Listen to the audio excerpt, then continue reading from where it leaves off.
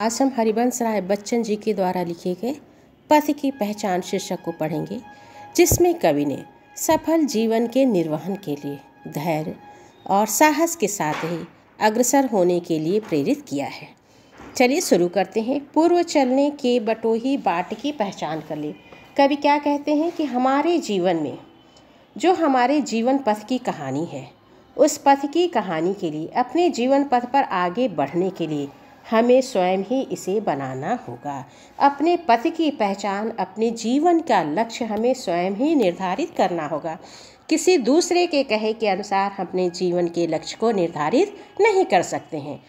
पूर्व चलने के बटोही बाट की पहचान कर ले। हे बटोही, हे पथिक, हे राहगीर, अपने रास्ते पर चलने, अपने लक्ष्य को निर्धारित कर लो।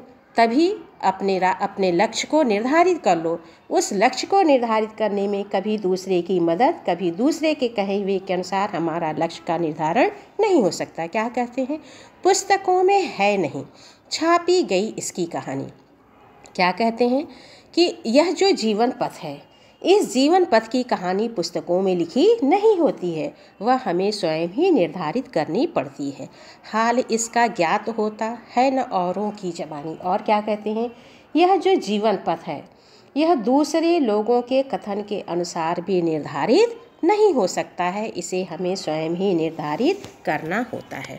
अनगिनत राही गए इस राह से, उनका पता क्या? क्या कहते हैं कवि कि अनगिनत, जिनकी गणना नहीं की जा सकती है, ऐसे राहगीर, ऐसे कर्मवीर इस राह पर चलते हुए आगे बढ़े हैं। अर्थात बहुत ऐसे कर्मवीर यहाँ जन्मे हैं जिनके पद चिन्ह मौन भाषा में उनके कार्यों की लेखा जोखा, उनके कार्यों को हमें बताती है।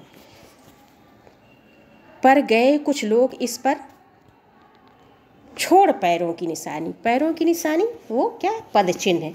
यानी जो महान कार्य करके गए हैं, उन महान कार्यों को केवल हमें प्रेरित करने के लिए करके गए हैं। उन कर्मठ लोगों की यह निशानी मूक होकर भी बहुत कुछ बोलती है।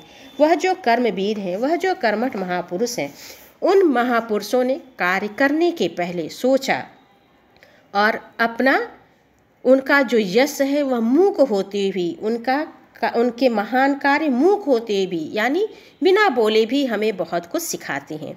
खोल इसका अर्थ पंथी, पंथ का अनुमान कर ले। तो हे पंथी, हे राहगीर, तुम भी अच्छी तरह से सोच विचार कर लो और सोच विचार करके जी जान से अपने लक्ष्य को प्राप्त करने के लिए, अपनी सफलता के लिए जुट जाओ। पूर्व चलने के बटोही बाट की पहचान कर ले। हे राहगीर, हे बटोही, तुम उनसे प्रेरित होकर के अपना मार्ग निश्चित कर लो और उस मार्ग पर चलना शुरू कर दो। यही तुम्हारे लिए पथ की पहचान है। तो यहाँ पर कवि ने कार्य करने से पहले सोच विचार करने की प्रेरणा दी है और सच्चा कर्मवीर बनने के लिए उत्साहित किया है। भाषा सरल, खड़ी बोली है, गीत शैली है, शांत रस है।